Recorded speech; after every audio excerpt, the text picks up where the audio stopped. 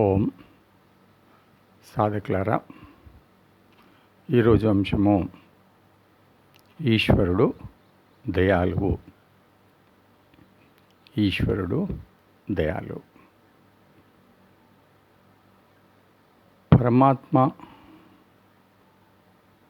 అనుసరించుట, పరమాత్మ నుంచి రక్షణ పొందుట, పరమాత్మ ద్వారా చక్కగా కాపాడబడాలి అనేటువంటి కోరిక మనందరికీ ఉంటుంది. నిజానికి పరమాత్మ మనల్ని సదా కాపాడుతూనే ఉంటాడు. అలాంటి పరమాత్మ అనేక దివ్య గుణములు కలవాడు. పరమాత్మ యొక్క అట్టి దివ్య గుణాల్లో ఈరోజు మనము దయాళువు అనే గుణాన్ని చెప్పుకుంటున్నాం. పరమాత్మ దయా స్వరూపుడు, దయా సాగరుడు.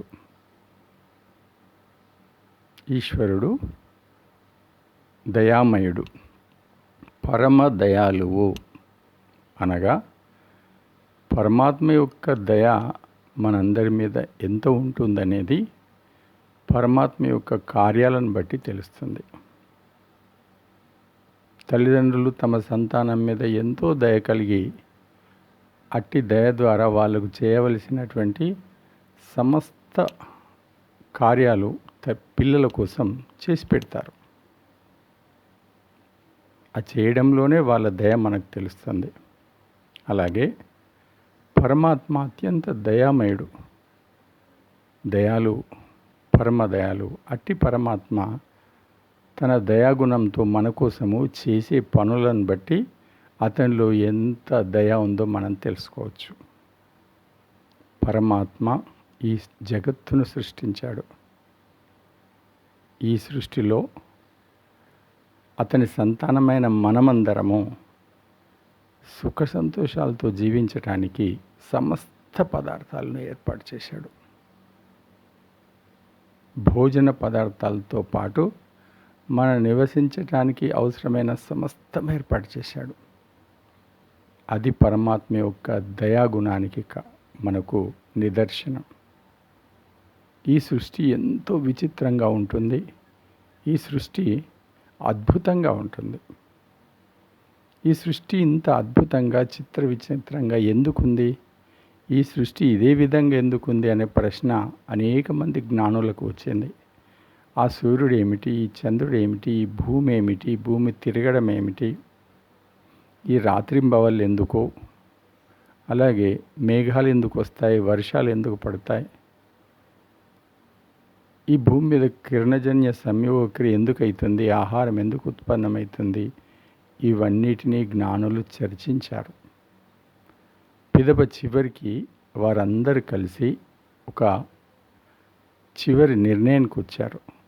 ఈ జగత్తు ఈ రకంగా ఇప్పుడున్న రకంగా ఎందుకు ఉంది అనేదానికి వాళ్ళు వచ్చినటువంటిది చివరి నిర్ణయం ఏంటంటే, ఈ ప్రపంచము ఈ రకంగా ఎందుకుందంటే సమస్త జీవులకు జీవించటానికి అనుకూలంగా ఉంది. ఈ భూమి మీద సమస్త మానవులు జీవించడానికి అనుకూలంగా ఈ జగత్తు, ఇందులోని వాతావరణం ఉంది. అలాగే ఈ భూమి మీద మానవునితో పాటు అనేక పశువులు, పక్షులు, క్రిములు, కీటకాలు, చెట్లు ఇవన్నీ జీవిస్తున్నాయి. ఇవన్నీ అనుకూలంగా జీవించటానికి కావలసిన విధంగానే ఈ జగత్తు, ఈ ప్రపంచము ఏర్పడి ఉంది అని జ్ఞానులందరూ నిర్ణయించారు. చూడండి, ఇంత పెద్ద జగత్తును అతని సంతానమైన మనం జీవులందరి కోసం పరమాత్మ నిర్మాణం చేసి ఇచ్చాడు. ఈ భూమి ఎంత అద్భుతమైంది. ఈ భూమి మనందరికీ ఇల్లు. మానవులకి ఇది ఇల్లు, పశుపక్షులకి ఇది ఇల్లు, క్రిమికీటకాలకు, చెట్లకు, వృక్షాలకు అన్నిటికీ ఈ భూమి ఇల్లు. ఇది మన నివాస స్థానం. ఈ భూమి మీద ఉన్నటువంటి మట్టి మనం ఇల్లు కట్టుకోవడానికి అనుకూలంగా ఉంటుంది.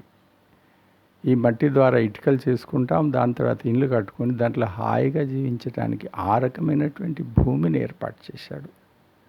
ఇక ఈ భూమి మీద మనం జీవించటానికి వెలుతురు కావాలి కాబట్టి ఒక్క సూర్యుని ఏర్పాటు చేసి పరమాత్మ అట్టి సూర్యుని ద్వారా మనకు సమస్తము వెలుతురిస్తున్నాడు. ఉదయం నుంచి రాత్రి పడుకునే వరకు తెగని ఎండ, వేడి, వెలుతురు మనకు వస్తుంది. పరమదయాలు పరమాత్మ మన కోసం ఏర్పాటు చేశాడు.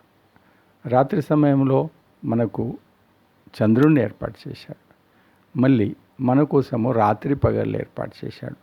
24 గంటలు దినమే ఉంటే మానవులందరూ పిచ్చి వాళ్ళు అయ్యేవాళ్ళు. 24 గంటల దినం ఉంటే అలా కాకుండా రాత్రి పగలు ఏర్పాటు చేయడం వల్ల దినమంతా వీళ్ళు కార్యాలు చేస్తారు, రాత్రంతా నిద్ర తీసుకుంటారు. మళ్ళీ తెల్లవారి ఒక నిత్య నూతనమైన దినం ప్రారంభమవుతుంది.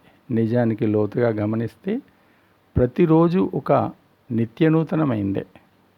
అలాంటి రాత్రి వ్యవస్థను పరమాత్మ మనకిచ్చాడు. దాంతో రాత్రి చక్కగా నిద్రపోతాం. ఇంకో పరమాత్మ మనకిచ్చినటువంటి విషయం గాఢనిద్ర. గాఢనిద్ర యందు మనము పరమాత్మను చేరి ఆనందాన్ని అనుభవిస్తాం. ఆయన సంతానమైన మన కోసము ఏ రకంగా అయితే ఆనందాన్ని ఇవ్వాలనో అది గాఢనిద్ర ద్వారా ఇస్తున్నాడు. గాఢనిద్ర కోసం మనం ఏమీ తపస్సు చేయవలసిన అవసరం లేదు. చక్కగా నిద్రపోతే చాలు. పరమాత్మ యొక్క ఆనందాన్ని, అట్టి ఆనందాన్ని పొంది మనం అంతవరకు అనుభవించినటువంటి దుఃఖాలు కానీ ఒత్తిళ్ళు కానీ దూరం అవుతాయి. ఈ రకంగా పరమాత్మ దయామయుడు మన కోసం ఇవన్నీ ఏర్పాటు చేశాడు. అలాగే ఈ భూమి మీద ఉన్న మన వాళ్ళ కోసం, అందరి కోసం కావలసిన ఆక్సిజన్ ఏర్పాటు చేశాడు. భూమి చుట్టూ వాయుమండలం ఉంటుంది, దాంట్లో ఆక్సిజన్ ఉంటుంది. అయితే ఈ ఆక్సిజన్ నిర్మాణం కావటం కోసం ఈ భూమి మీద చెట్లను ఏర్పాటు చేశాడు. చెట్లు సహజంగా వాతావరణ పరిస్థితుల్లో ఆక్సిజన్ ఇస్తూ ఉంటాయి. దాంతో భూమి మీద కోటాను కోట్ల మంది జీవులందరూ జీవిస్తున్నారు. అంతేకాదు మనము ఎక్కడో ఉంటాం భూమి మీద. సముద్రం నీళ్ళు ఎంతో దూరం ఉంటాయి మనకు. అక్కడి నుంచి నీరు మనకు పంట పొలాలకు కానీ తాగటానికి అక్కడి నుంచి తేవడం కష్టమవుతుంది. అందుకే పరమాత్మ వర్షము అనే ఒక గొప్ప ప్రక్రియ ఏర్పాటు చేశాడు. సముద్రంలో ఉన్నటువంటి నీరు అది ఆవిరై మేఘాలుగా మారి ఆ నీరు భూమి మీదకి వచ్చి గ్రామాన వర్షిస్తూ పోతుంటుంది. మన గ్రామానికి నీళ్ళు అక్కడి నుంచి వస్తాయి. అట్టి నీరు భూమిలో ఇనికి మన బావిలు అన్ని వాటిలలో నీళ్ళు ఏర్పడతాయి, చెరువులో నీళ్ళు ఏర్పడతాయి, అలాగే నదుల్లో నీళ్ళు వస్తాయి. ఇంత పెద్ద నీటి ప్రక్రియ పరమాత్మ చేస్తున్నాడు. దీనికోసం ఎండను ఉపయోగించాడు. అంతేకాదు భూమి మీద ఉన్న మానవులు, భూమి మీద ఉన్న పశుపక్షాదులు వీళ్ళందరూ ఆహారం తినాలి. దానికోసం పరమాత్మ చెట్ల ద్వారా నిరంతరము ఆహార ఉత్పత్తి చేయిస్తున్నాడు. ఎండ ద్వారా జరిగే కిరణజన్య సంయోగ క్రియ ద్వారా భూమిలో లభించే లవణాలను ఉపయోగించి చెట్లన్నీ మనకు ఆహారాన్ని అందిస్తున్నాయి. ఇలాంటి ప్రక్రియ, అద్భుతమైన ప్రక్రియ భూమి మీద ఏర్పాటు చేశాడు. ఈ రకంగా మనం ఇట్లా ఆలోచిస్తుంటే అనేకం పరమాత్మ చేసినటువంటి మహిమలు, ఇవన్నిటిని మహిమలని సాధారణ వ్యక్తులు అంటారు. అద్భుతమైన ఈ ఏర్పాట్లు ఉన్నాయి. ఇవన్నీ ఎందుకు చేశాడు? దయామయుడు కాబట్టి. దయామయులైనటువంటి తల్లిదండ్రులు తమ సంతానం కోసం అనేక ఏర్పాట్లు చేసినట్టే ఆ సర్వశక్తివంతుడైనటువంటి దయామయుడైనటువంటి ప్రభువు మన కోసం ఎన్నో ఏర్పాట్లు చేశాడు. దాంట్లో కొన్ని మాత్రమే చెప్పాను. ఇలా పరమాత్మ దయామయుడు, దయాళువు, తన దయతో మనందరినీ రక్షిస్తున్నాడు, కాపాడుతున్నాడు. కాబట్టి అట్టి పరమాత్మకు సమర్పితమై ఈ ప్రపంచమంతా నడుస్తున్నప్పుడు మనమంతా పరమాత్మకు సమర్పితమై జీవించాలి కదా. అది మనం చేయాలి. ముందు పరమాత్మకు సమర్పితమై ఎలా జీవించాలో వీడియోల ద్వారా మీరందరూ తెలుసుకుంటారు. ఆ రకంగా జీవించి మనం పరమాత్మను పొందే ప్రయత్నం చేద్దాం. ఓం శాంతి శాంతి శాంతి.